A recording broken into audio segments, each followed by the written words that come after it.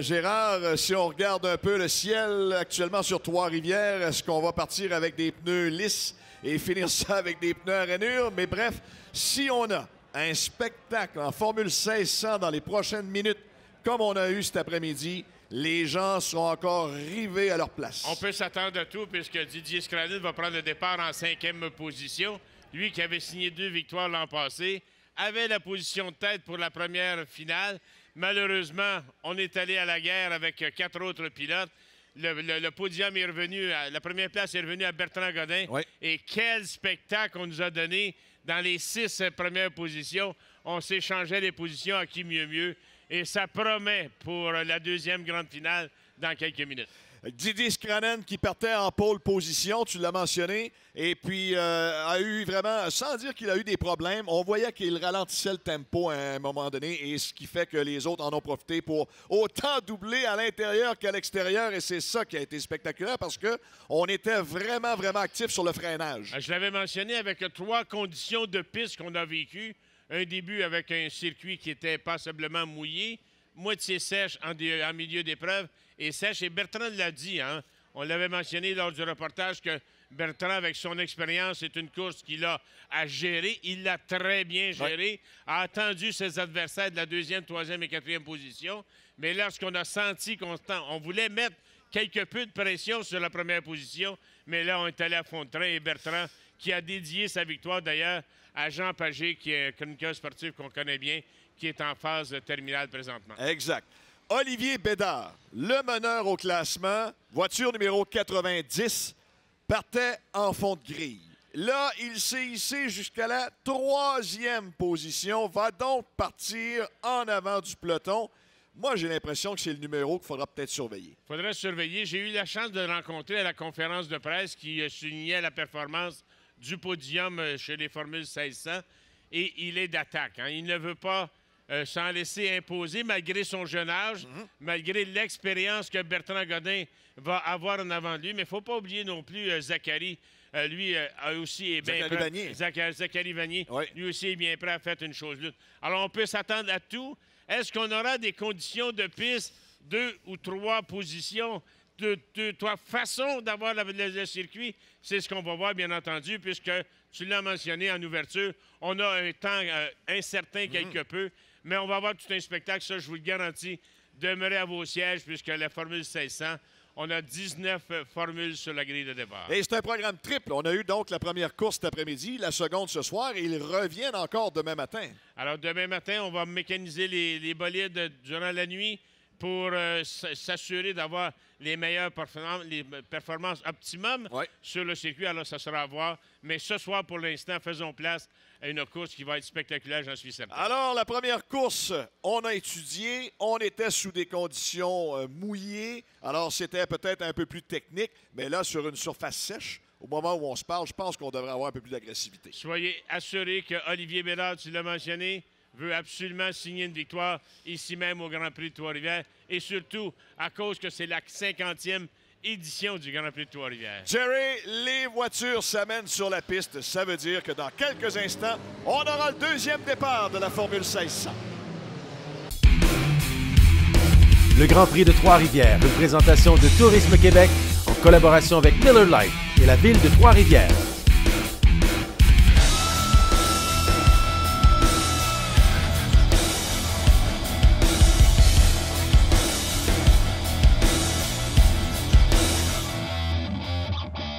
Alors, Gérard, ça y est, les moteurs sont en fonction. Et Olivier, est-ce que je vois Olivier Bédard sur la première ligne en compagnie de Guillaume Archambault? Je ne sais pas si on a eu un désistement. C'est même Guillaume Archambault, oui, qui part en pôle avec Olivier Bédard. On a inversé les 5 premières positions, si je ne me... Ça ressemble à ça? Oui, ça ressemble à ça. On inverse les 5 premières positions. Wow. C'est bon pour le spectacle. Ben oui. C'est sûr qu'il y a certaines réglementations de série qu'on n'apprécie pas nécessairement d'avoir ce système-là. Mais pour les spectateurs qui sont dans les estrades, on peut s'assurer qu'on va avoir une belle course compétitive. Alors, c'est Guillaume Archambault qui est sur la première ligne avec à ses côtés le 90 de Olivier Bédard. Madame la signaleuse demande au pilote ce tour de réchauffe. Et on va surveiller la voiture de tête lorsque les gyrophares seront éteints. Ça voudra dire que, oui, on indique le drapeau blanc. Alors, on aura le départ lorsqu'on va franchir le dernier virage de l'avenue Gilles Villeneuve. Tu l'as mentionné en entrée d'émission, François, le circuit semble sèche, quelque peu peut-être humide. On n'a pas une chaleur sur le bitume, mais on réchauffe les pneumatiques et on va voir ce qui va se passer avec dame température dans les prochains instants, à savoir si on va être en mesure de continuer toute cette épreuve de 30 minutes sur un pavé uniforme ou si on va aller à des variances avec la pluie qui peut arriver d'un moment à l'autre. Écoute, là, Bédard et Archambault sur la première ligne, c'est tout aussi spectaculaire que Bertrand Godin et Didier Scranen. On va s'en donner à cœur joie dans les premiers tours. Est-ce que Didier Scranen, fin renard comme il est, va-t-il regarder les 4 premiers se battre et à un moment donné décider d'entrer dans la danse? Écoutez, Didier Scranen, l'an passé, a signé 2 victoires. Vous ne voudrez pas repartir quand même seulement qu'avec une pole position en qualification. A été relégué à la 5e place lorsque on a fait la première finale. On va travailler fort du côté de Didier. On sait que c'est un fin renard, un pilote d'expérience puisqu'il s'en est à sa 30e année consécutive de compétition, toutes catégories confondues, ici au Grand Prix de Trois-Rivières. Les gyrophares de cette magnifique Chevrolet Camaro sont éteints. Si le préposé au départ juge que l'alignement est bon, c'est-à-dire que les voitures sont bien alignées 2 par 2, le drapeau vert sera agité. Attention, regardons le signaleur en chef ou la signaleuse en chef. On vient d'indiquer maintenant que le puits est fermé. On a entendu le son de la trompette. La signaleuse regarde l'alignement. Oh, drapeau jaune. Drapeau vert. Non, Est-ce qu'il y a un véhicule qui suit en cas de sécurité? On est rendu comme en Formule 1? Ben oui. Alors, ça profite dès le départ à Olivier Bellard. Lui, nous autres, on vérifiait à l'arrière, mais Olivier Bellard, lui, regardait à l'avant et dès le départ, ça on voyait ça arriver, là. La voiture numéro 32, c'est celle de Mike Jacques. A appliqué les freins, a dévié de sa trajectoire et est entré en collision, mais je pense qu'on est en mesure de repartir. On a évité le pire quand même, puisqu'on avait un bon train de formule qui s'en venait à toute allure. On a évité le pire, alors aucun accident majeur dans cette... On regarde la reprise, François. On regarde le freinage, on perd la trajectoire et involontairement, on frappe la voiture à l'extérieur, mais il ne semble pas y avoir de dommages sur cette voiture qui est demeurée en piste. Mike Jacques, le 32, a été un petit peu téméraire peut-être dans ce départ. Et qui est deuxième? Tout de suite dans les rétroviseurs d'Olivier Bédard. Le gagnant de la première course, la voiture à l'infini. Bertrand Godin, la 77 déjà, affiche ses couleurs. Je trouve qu'on s'installe dans une compétition très tôt, puisqu'on a seulement que 1 minute et demie de passé. Oh, le 32, Mike Jacques encore. La voiture numéro 32, cette fois-ci, autre perte de contrôle et on vient de démolir la voiture à l'arrière. Regardez bien dans la porte du Plessis, il faut regarder les stratégies des premiers pilotes, soit Olivier Bédard, Zachary Vanier. Tania, dans les puits, vous avez des infos. Eh bien oui, messieurs, on parlait de la température, je pense, tout au long de la journée. Eh bien, sachez qu'il mouille présentement, donc automatiquement, la piste va se mouiller. Et on doit se rappeler que les Formule 1600, présentement, sont sur des pneus qui ne sont pas des pneus de pluie. Oh, on a joué gros, hein? Parce que tous les pilotes ont joué gros, à savoir quelle stratégie on pouvait adopter en ce qui concerne les pneumatiques. Mais Tania, François nous l'a mentionné, encore, c'est la voiture arrière. 32, mal positionnée. Non, pas mal positionnée. Du moins, elle fait face au trafic. On a un jaune isolé de toute manière. Ouais. Alors, pour l'instant, c'est Bédard et Godin qui se pourchassent un à l'autre, première et deuxième position. Voiture de tête est en piste, Jerry. Voiture de tête en piste. Voiture de tête est en piste. Alors, à ce moment-là, François, on doit regrouper les bolides. On doit regrouper les Formules 1600 et on va avoir une relance pour l'épreuve. On vous rappelle que c'est une une épreuve de 30 minutes, un temps chronométré de 30 minutes. Alors, c'est la voiture de Mike Jacques, voiture numéro 32 qui... Beaucoup de dommages à la suspension arrière. Est entré contre le mur. Et il n'y a aucun doute qu'il est allé frapper le mur. C'est l'arrière de la monoplace qui en a pris un coup. On peut voir, ouais, tout l'arrière de la voiture en a pris un coup. Alors, journée terminée pour Mike Jacques, le 32. S'il y a des mécanos dans l'écurie de Mike Jacques qui voulaient prendre, tu sais, des fois prendre une petite bière à la fin de la journée, ça fait relaxer. Je pense qu'ils sont mieux de préparer du café fort parce que la nuit, demain matin, hein, la nuit va être longue. On revient demain matin, François. 10h moins quart demain matin. 9h45, ce sera une autre finale pour la Formule 1600. Ça va être du café noir fort pendant toute la nuit dans l'écurie de Mike Jacques. Alors ça nous donne donc un indice qu'il commence à tomber des petites gouttelettes sur le drapeau jaune. On vous rappelle qu'il y a encore une épreuve à être présentée ce soir. Une course dans la Canadian Touring. Alors, ce qui veut dire qu'il va y avoir beaucoup de voitures en piste et il va y avoir des bons bruits de moteur dans cette épreuve. Alors, on a besoin des services de remorquage, ça va de soi. On peut vous rappeler que c'est Olivier Bédard, le 90, qui mène le classement. Devant, justement, Zachary Vanier, le 65. Bertrand Godin, problème de transpondeur pour Bertrand Godin, parce que c'est bel et bien lui qui est deuxième. Alors, des problèmes de transpondeur pour la voiture 77. Ce qui était à remarquer dans la conférence de presse qui a eu lieu après la première finale, c'est la camaraderie entre les pilotes. Absolument. Tania, vous avez d'autres infos? Eh bien oui, en fait, petit complément d'information peut-être pour les gens dans les estrades. Eh bien, je le disais tout à l'heure, les pilotes sont en pneus secs, donc ce qu'on appelle là, communément des pneus slick. On n'est pas en pneus de pluie. Par contre, il pleut de plus en plus. Donc, on va devoir considérer le fait que ce qu'on voit présentement en piste, ça peut encore se produire. Il peut y avoir des voitures qui vont justement là, sortir en tête à queue et on va devoir justement gérer peut-être les premiers tours de cette relance pour ensuite revenir dans les puits et faire le changement de pneus si c'est possible. Tania, vous, de votre côté, allez mettre votre habit de pluie. J'y vais de ce pas. Alors, merci beaucoup, Tania, encore une fois. Toujours aux aguets pour avoir les informations pertinentes à vous communiquer. Là, ça tombe passablement. Alors, est-ce que donc on fait rentrer les voitures et on va aller mettre, par sécurité des pilotes, aller mettre les pneus de pluie sur les voitures. Alors donc, ça va ressembler à ça parce que ça semble vouloir tomber quand même pas mal. On vous salue dans les gradins. Valeureux spectateurs, on vous salue.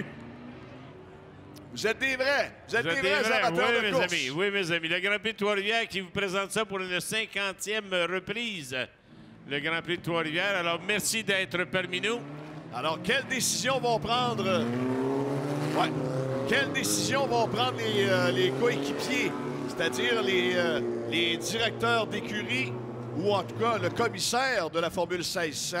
Est-ce qu'il va donc demander aux pilotes de rentrer dans les puits et d'aller de faire installer les pneus à rainure pour éviter là, une collision majeure contre un muret de sécurité le long de la piste parce qu'on pourrait partir en glissade? Le chef pompier, on le salue. On salue les pompiers qui sont tout au long du circuit. Ils sont aux aguets. Ah, les amis, on salue les amis, là. Faites du bruit un peu, là. Hein? Les jeunes qui sont au Grand Prix de Trois-Rivières, toujours sous le drapeau jaune. Alors, ça s'est passé... attention. Ça s'est passé à la sortie du dernier tour, cet accident-là, la collision contre le muret de protection. Alors, la voiture de tête, tu l'as mentionné, qui est sur le circuit. On est au ralenti présentement. Les traces laissées par les pneus. Alors, on voit que la pluie commence vraiment à s'intensifier un peu plus. La voiture, donc, de Mike Jacques.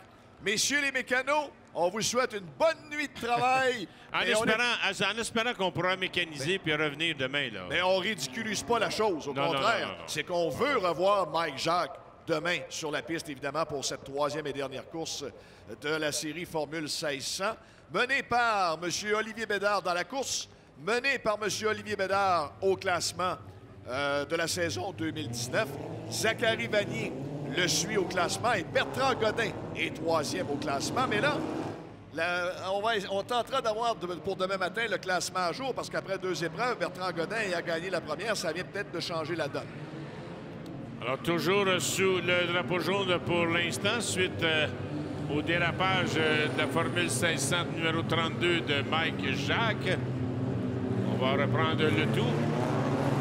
Un autre pilote à surveiller chez les Pro-Am, les Pro-Amateurs, c'est le 74 de Danny Lacroix qui a remporté son épreuve tantôt. Oui, parce qu'il faut le... Alors, il faut expliquer aux gens qu'on a des pros et des Pro-Amateurs dans la même course. Alors, il y a des fois qu'on pense qu'on a un écart, mais c'est un Pro-Amateur qui est premier dans sa catégorie. Absolument, voiture 74, celle de Danny Lacroix. Il avait été rapide lors des qualifs. Et c'est lui qui a donc remporté la division des Pro-Am dans la Formule 1600. Voilà Scranen, le voilà Danny Lacroix dans sa voiture. 83, c'est celle 83 de Martin Brousseau. On voit le 66, William Labbé. Ce qui est à remarquer de cette série Formule 1600, ça fait des années, ça fait 30 ans que ces formules-là compétitionnent, sont soit des moteurs Kent Ford ou bien des moteurs de Honda. Alors, c'est une série qui perdure d'année en année et on a un échantillon de pilotes, on l'a dit en ouverture d'émission, un échantillon de pilotes autant de recrues que de pilotes d'expérience. Attention, gyrophare éteint, mais là, il faudra être très vigilant et regarder, Jerry, ce qui va se passer dans les virages avec cette pluie et cette piste qui commence à être un peu détrempée. Il va y avoir des têtes à queue, ça, soyez assurés. Il y a des pilotes qui vont être un peu téméraires, vont tenter d'aller plus vite sur le circuit pour gagner des positions. C'est le but de la course automobile, d'ailleurs. Oui. Mais il faut analyser la piste vraiment, comment elle est, la condition du circuit avant de s'aventurer à l'emporte-pièce. Olivier Bédard a l'expérience, mais il ne faut pas voler le départ. Il faut bien attendre que le drapeau vert soit agité. Alors, la voiture de tête qui a regagné des pieds de ravitaillement, François. Surveillons Bédard à l'approche de la ligne départ-arrivée. Évidemment, Bertrand Godin ne veut pas le laisser s'envoler. Et voilà, nouveau départ et bon départ d'Olivier Bédard. Quelle reprise pour lui. On vous rappelle que le 94 de Scranen est en 4e position. Mais pour l'instant, Olivier Bédard est en première place. On retrouve Bertrand Godin en 2e position et Zachary Vanier, lui, est en 3e place. Alors, les problèmes de transpondeur pour Bertrand Godin, mais on doit donc y aller avec le chrono manuel dans son cas. Alors, Bertrand Godin qui a pris la première position. La 2e position, pardon, Olivier Bédard qui a pris la première position, et ça dès le départ du premier tour. Regardons le freinage, si ça va glisser un peu. Ça semble pour l'instant tenir. Peloton à 5, c'est-à-dire Bédard, Godin, Vanier, Archambault et Scranen, c'est ce qu'on a dans Godin qui tente l'intérieur. Est-ce qu'on y va à l'intérieur du côté de Bertrand Godin? On est côte à côte, side by side, wheel to wheel, hub to hub pour les deux pilotes. Bertrand Godin maintient la cadence à l'intérieur. On a un nouveau meneur, une longue glissade. Bédard revient à l'intérieur. Godin, il s'est fait, Godin premier. L'expérience contre la jeunesse et Bertrand Godin vient de s'accaparer de la première position avec une belle lutte côte à côte avec Olivier Bédard. Bédard revient à la charge. Virage numéro 1. On réattaque. On réattaque. Aïe, aïe, aïe, aïe, aïe, aïe, aïe, aïe, aïe. Pour fermer la ligne intérieure à Olivier Bédard. Pendant ce temps, on a Zachary Vanier, le 65, qui surveille le tout de très près. On s'en vient. Lutte à 4. À la porte ici, 4 voitures. Pendant ce temps, on a Archambault qui regarde le tout en 4e place et Scranen qui est en 5e position. Archambault dans les rétroviseurs de M. Vanier. Pendant que Bédard s'essaie encore. Au freinage, non, pas suffisant, il n'y a pas. Mais c'est Archambault. Archambault réussit la manœuvre à l'intérieur sur M. Vanier. Alors, toujours la même stratégie. On met de la pression sur notre adversaire. On regarde sa ligne de course, on fait sentir notre présence et ça continue la lutte. 17 minutes 35, il y a encore long à faire dans cette série de la Formule 1600. Si vous pensez que le week-end ne sera réservé qu'au NASCAR Pinties. Détrompez-vous parce que les autres pilotes de toutes les autres catégories sont capables de vous en mettre plein la vue. On a déjà la preuve avec cette première finale à l'emporte-pièce et ça se dessine de la même chose pour la deuxième finale. Godin, le 77. Bédard, le 90. Le 65 de Zachary Vanier. Suivi du 94 de Didier Scrannon. C'est lui qui se rapproche. Didier Scrannon tente un rapprochement de la 4e place. Allons voir si du côté de Bertrand Godin, on va être en mesure de gérer notre course avec des changements sur le circuit. Voiture numéro 23, Charles Courtois est immobilisé le long de la piste. Allons voir si on est dans la ligne de course pour l'instant. On va revoir la reprise. Monsieur Courtois, la voiture numéro 23, est-ce que c'est donc tout simplement bris mécanique pour la voiture numéro 23? Est parti. Non, part en tête à queue. Et pour l'instant, est immobilisé à cet endroit. À cet endroit. Alors, Courtois qui devra reprendre à l'arrière. Mais attention! Bédard revient à l'intérieur. Olivier Bédard à l'intérieur avec Godin à l'extérieur. Et on voit que Zachary, c'est Guillaume Archambault qui surveille le tout en 3e position. Bédard est premier. À son tour, reprend sa position. À qui mieux? La chicane entre Bertrand Godin en 2e place et Bédard le 90 en première position. Il y a 4 formules. Encore une fois, quel spectacle qu'on nous donne. Ah, c'est pas fini. Il nous reste 15 minutes. On est à la demi de l'épreuve. Et la lutte est féroce entre ces 4 pilotes. Et elle sera une lutte très propre. Ce sera une lutte très serrée, mais on ne cédera pas un pouce. On pensait que Bertrand Godin était à gérer sa course tout tranquillement, mais Bédard n'avait pas dit son dernier mot. On voulait reprendre notre dû absolument en première position. Voilà, maintenant, c'est fait. On a Olivier Bédard qui est en première place. Bertrand Godin s'amène à l'intérieur. On tente le tout pour le tout. Encore une fois. Bédard voulait fermer, mais il n'y avait plus de place. Il n'y avait plus de place. Aïe, aïe, aïe, aïe, aïe, aïe. Didier Scrannon est là à l'arrière. Voulez-vous battre les jeunes? Les jeunes. La sagesse qui parle en 5e position. Alors Didier souhaite seulement qu'un embardé des 3 pilotes. Attention Archambault. Archambault menace Bertrand Godin dans la voiture numéro 49.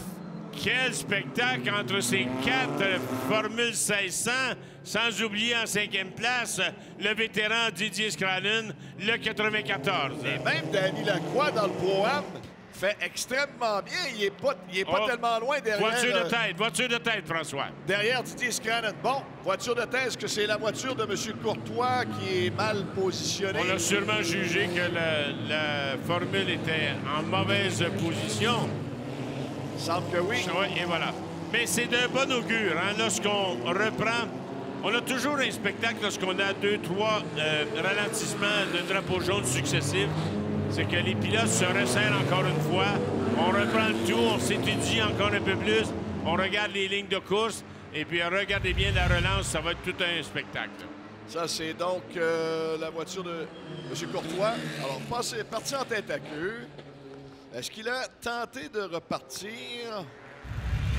Tout simplement parti. Ça semble pas vouloir... Oh, l'appui qui vient de se mêler encore une fois. On doit dégager la zone. Oui, zone un peu dangereuse. 53, c'est la voiture de Serge Lacroix. On a vu la voiture numéro 2, c'est celle de Jonathan Woolridge. Il y a également dans cette course Alexandre Légaré, le numéro 19. Il y a Pascal Bellemare, le numéro 69. David Taylor, le numéro 5. Serge Bourdeau, le 55. Martin Brousseau, le 83. Serge Lacroix, le 53. Mackenzie Clark, le numéro 3. Ce sont les autres pilotes. Il y a Mario Dufour, le 57, et Reynald Hamelin, le 59. Est-ce qu'ils ont des problèmes de transpondeur eux aussi? Alors, probablement qu'ils sont en piste et malheureusement, eux aussi, problème de transpondeur. On vous rappelle que la voiture de tête est sur le circuit présentement. On est au ralenti. Je pense que la voiture est dégagée. On voit les drapeaux blancs qui s'agitent. Oui. Alors, Bédard Godin, 90-77, avec le 49-65 Archambault-Vanier. Et tu l'as mentionné tantôt, François, Didier Scrannon en 5e position. Est-ce qu'on y va avec la sagesse? On étudie les 4 pilotes qui sont à l'avant. On force à faire des erreurs pour profiter des erreurs des autres. C'est la loi du sport. Est-ce que cette pluie sera de même intensité d'ici les 12 prochaines minutes? On vous rappelle que ce n'est pas le nombre de tours, mais un temps chronométré. On a 30 minutes de compétition. On a 12 minutes 15 secondes à faire au cadran pour l'instant. On a 9 tours de compléter. Tout est en fonction de la confiance qu'on a en sa propre voiture et ses pneus. Est-ce que les pneumatiques sur la surface qui est quand même assez détrempée en ce moment, on peut avoir confiance pour doubler à l'intérieur ou à l'extérieur? On demande un autre tour. Oui, parce qu'on voit... Ben ça, non, c'est pas les services de remorquage qui sont en piste, c'est qu'eux sont toujours prêts à... Intervenir. Intervenir. Hein? Oui. Alors, on vous rappelle encore une fois, on a une belle lutte entre 5 formules, sans oublier Lacroix qui est en 6e position, le 74. Lacroix qui est chez les pros amateurs. Les 5 autres positions sont chez les pros. Sans oublier Bertrand Godin qui s'est fait ravir sa première place par Olivier Bédard. On s'est échangé cette première position à quelques reprises entre Bertrand Godin et Olivier Bédard. Même si c'est une école d'apprentissage, cette formule monoplace 1600, il y en a quand même, écoute, il y a Didier, donc 30e apparition au Grand Prix de Trois-Rivières, a fait pratiquement carrière en Formule 1600. Plusieurs ont fait carrière en Formule 1600, puis on s'amuse tout autant en sport automobile. Le but d'une série, c'est d'avoir de la parité. Lorsqu'on a la parité entre les bolides, entre les formules, c'est là qu'on a de la compétition. Alors, ce qui est enlevant dans la course automobile, c'est des dépassements. Et lorsqu'on a une parité, on a des dépassements, c'est ce qui fait le spectacle. Et c'est ce que la Formule 500 Canada nous livre présentement avec la première finale en fin d'après-midi et la finale en début de soirée. Et les gyrophares sont éteints cette fois sur la voiture de tête, François. Et on va être en mesure de lancer l'épreuve.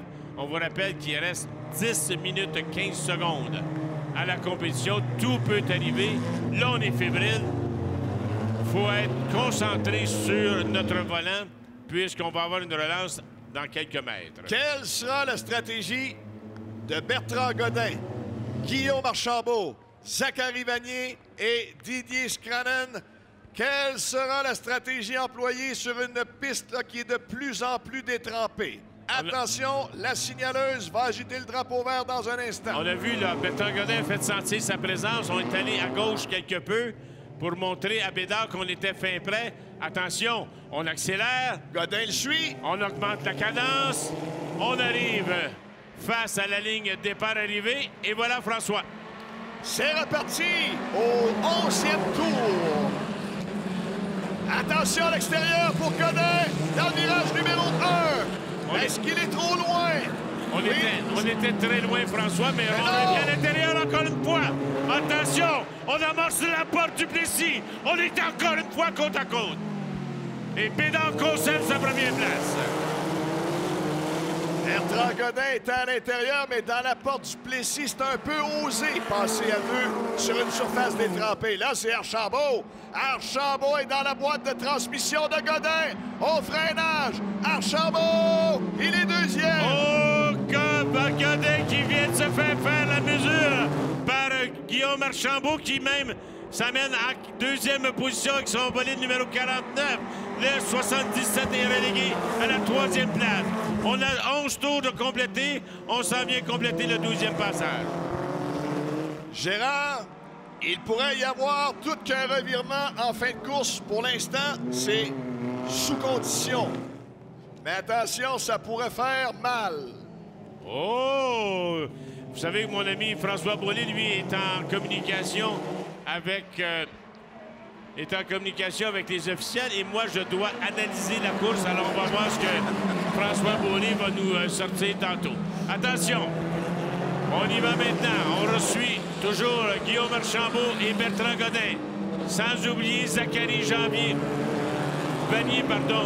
Vanier qui est en 3e place et Didier Scranen, lui, qui est en 5e position. On est à la porte du Plessis.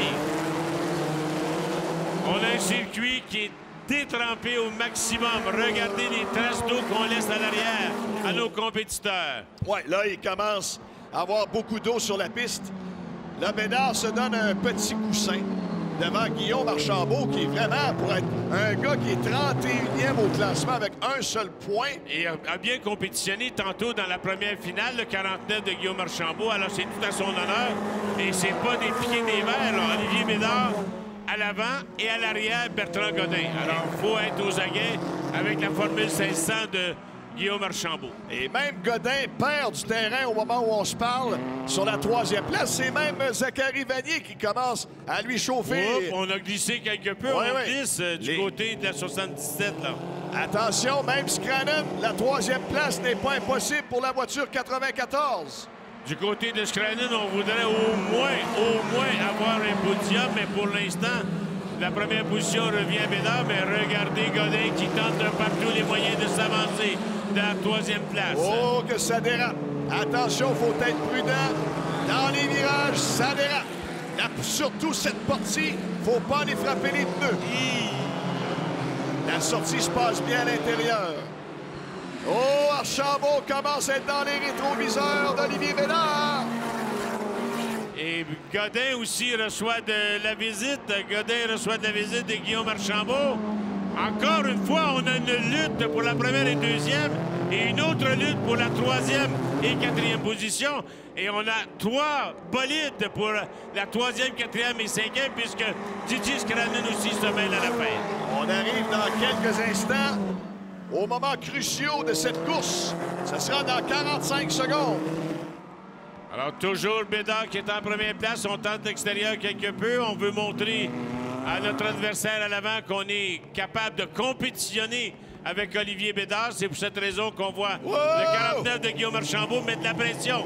On met de la pression sur Olivier Bédard. Dans l'aspiration, Archambault. On tente l'extérieur. Attention au freinage. On y va maintenant à l'intérieur. Bédard conserve bien sa ligne. Archambault, manœuvre intérieur-extérieur pour énerver Bédard. Dans la boîte de transmission. La porte du Plessis. Et moi, je surveille 3, 4 et 5. François, 5 minutes de compétition. 5 minutes à faire dans cette 2e finale de la Formule 1600 Canada. Alors, on peut annoncer ce qu'on nous a remis comme information parce que ça vient d'être révisé et c'est officialisé. Pénalité d'une position pour le meneur. Il a dépassé sur un drapeau jaune. Aïe, aïe, aïe, aïe, aïe, aïe, décision arbitraire des officiels. Olivier Bédard doit être pénalisé de 1 position pour dépassement illégal sous le drapeau jaune. Et sûrement qu'à la sortie, on va être furieux. On va être furieux du côté d'Olivier Bédard. C'est Olivier Bédard lui-même qui connaît les règlements. Il y avait un drapeau jaune. On a révisé chez les officiels et on nous informe que c'est le cas de le dire, c'est officiel. La reprise démontre bel et bien qu'il a dépassé sur un jaune. Alors, on a encore du temps, 4 minutes à faire. Mais là, il faut surveiller d'abord la 2e et 3e position. Et 4e position, il faudrait que Didier Scrannon augmente la cadence si on veut avoir un autre podium ici à Trois-Rivières. Le règlement est quand même pas trop sévère dans les circonstances parce qu'il y a des catégories, c'est carrément... C'est à l'arrière du peloton, tu dois rentrer dans les puits, t'attends que le peloton passe et tu repars. Oui. Dans son cas, c'est une position. Alors, Olivier Bédard, toujours sous punition en première place, s'amène maintenant à l'arrière du circuit. Olivier Bédard, toujours les 5 premières positions qui se suivent. Le règlement, Bédard se doit de protéger quand même sa position pour s'assurer de terminer 2e. Alors, toujours 3 minutes à faire. 3 minutes à faire de compétition dans cette finale Formule 1600 Canada. Scrannon a perdu du terrain. Oh! Ouais, ça commence à glisser beaucoup. Il reste 2 minutes 50. 2 minutes 50 à cette 2e finale de 3. Attention, Archambault! Va tenter le tout pour le tout dans les 2 dernières minutes et demie. Parce que si Bédard termine 2e, termine 3e, là, ça change la donne. Et voilà, Olivier Bédard, on vous le mentionne, qui va recevoir une pénalité de 1 position pour avoir un dépassement illégal sous le drapeau jaune. Attention, Archambault. Pour l'instant, je pense que Bertrand Godin va protéger sa 3e position. Ça semble être le cas. Ce qui veut dire que au prochain passage, on n'aura peut-être pas encore le drapeau blanc. Surveillons. On va voir. Drapeau jaune isolé. Oh, ils est allé loin, hein? Absolument. Ça... Dans la Coupe du Carmel, on est allé loin, loin à l'extérieur. Je ne pense pas qu'on aurait fait 5 à 6 tours supplémentaires là, parce que ça on a le 69 de Pascal Bellemare qui est immobilisé. Oui.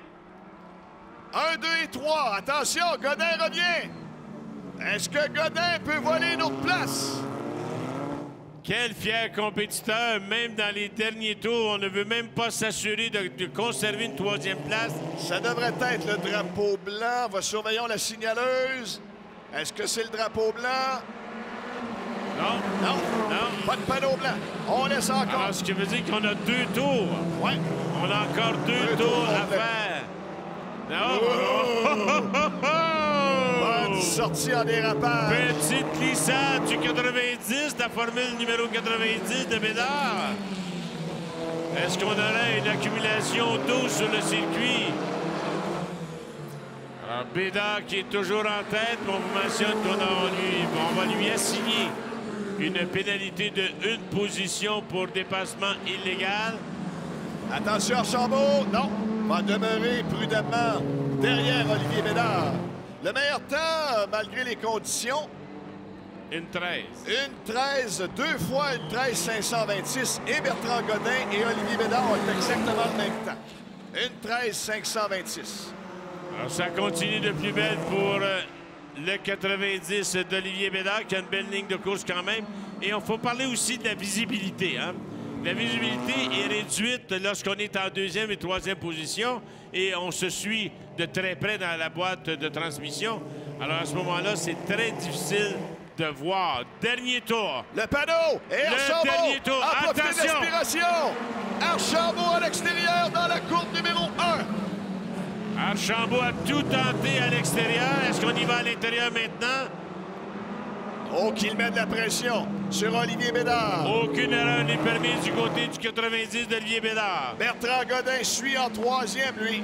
Et M. Vanier, là, 4e, dans la voiture 65. On est au maximum et toujours Bédard, Archambault et Godin sont les 3 premières positions.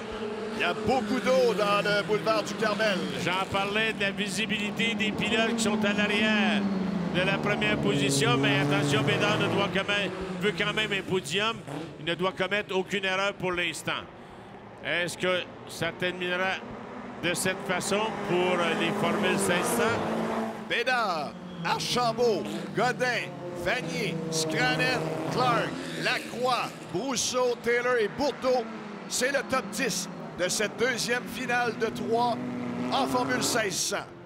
Olivier Bédard, le numéro 90, mais je dois plutôt vous parler. Attention, le numéro 49.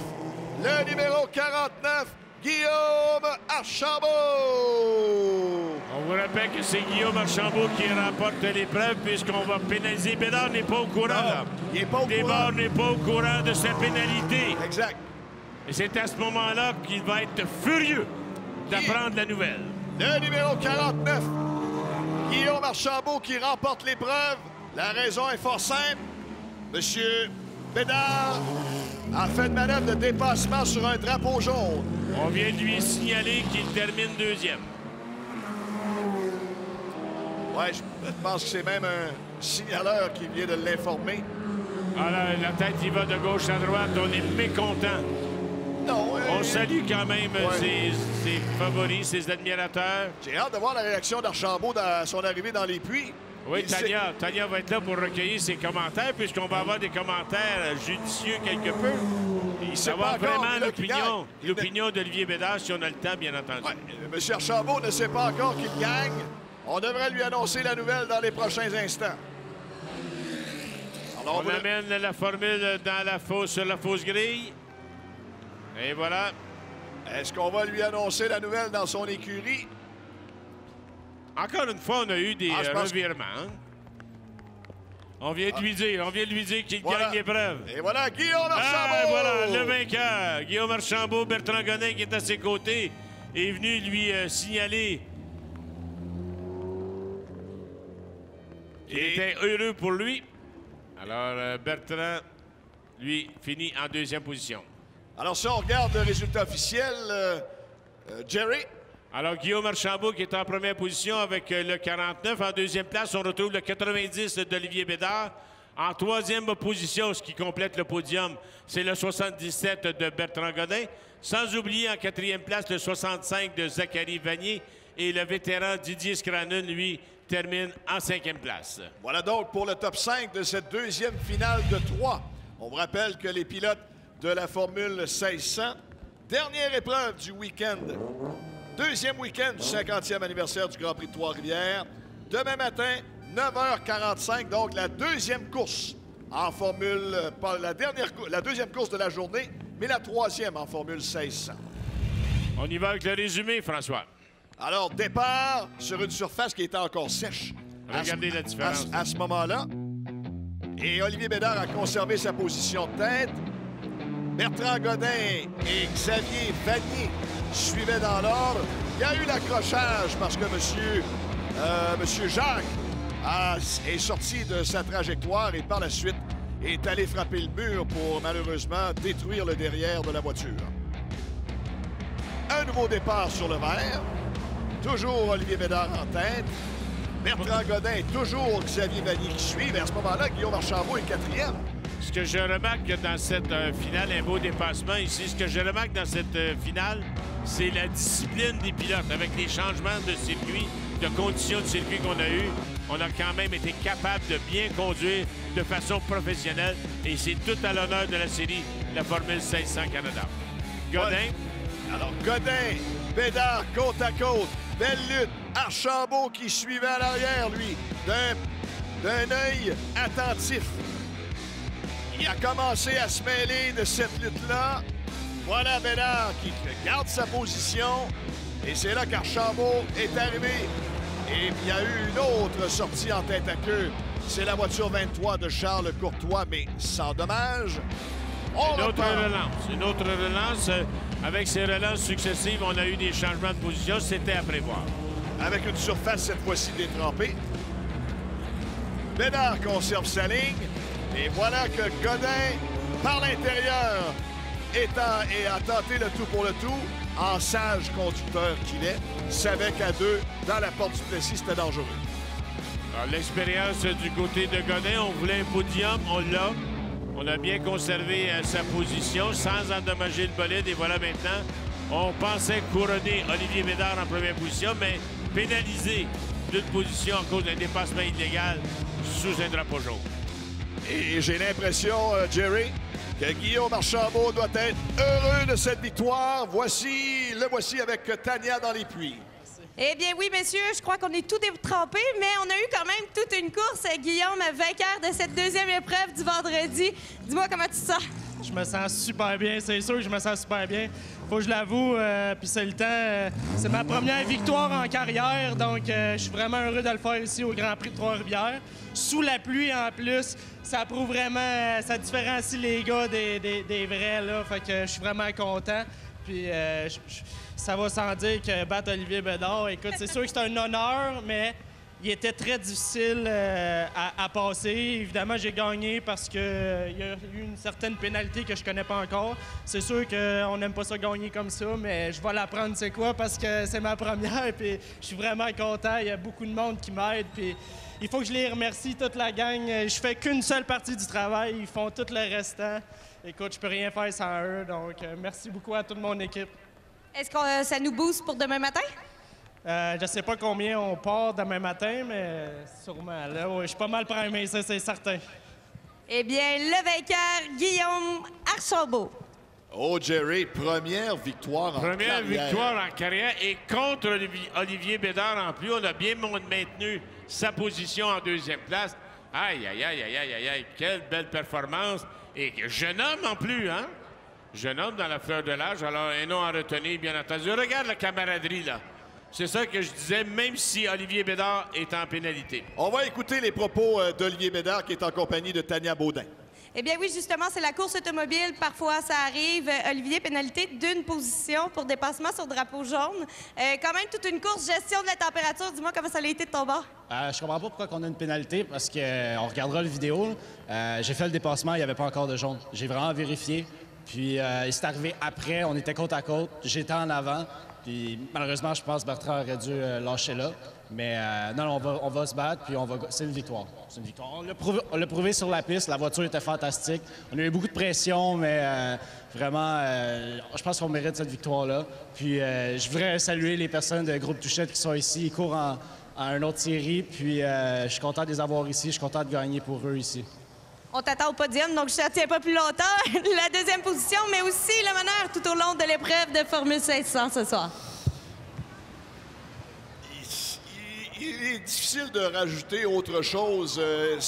Il faut se relever. C'est arbitraire, hein? C'est arbitraire. Alors, quand c'est arbitraire, c'est toujours porté à discussion, interprétation. Alors, pour cette raison, bien entendu, qu'on va regarder les vidéos ce soir. Et il va y avoir de longues discussions dans les puits de ravitaillement. Mais belle camaraderie quand même, puisque Guillaume Archambault n'a pas à être pénalisé ou outre mesure, puisque lui, il prend la sanction des officiels. Alors, hop, là, on discute. Là, on a quelques... Alors, donc, on est en discussion sur l'interprétation du règlement du dépassement sur un drapeau jaune. À Québec, ça fait 25 ans qu'il parle du but d'Alain Côté. On sait qu'il n'était pas bon. Alors, encore une fois, on devra discuter longuement en ce qui concerne ce fameux but d'Alain Côté avec les Nordiques de Québec. On dérape quelque peu, mais que voulez-vous, c'est la température. Ça va être un dérapage contrôlé, crois-moi. Ça va être un dérapage contrôlé. Oui, absolument. Ben oui. Mais non, mais effectivement, ça, là, quand tu parles de camaraderie, on en voit encore une belle preuve. Oui, c'est définitivement. Ça donne rien d'Olivier Bédard là, de frapper sur les murets de béton puis dans le grillage. On va regarder la vidéo. Regarde, il dit, moi, je sais que j'ai gagné. Je vais aller quand même consulter la vidéo. Et comme disait l'autre, dans mon livre à moi, j'ai gagné. Et voilà, et voilà, et voilà.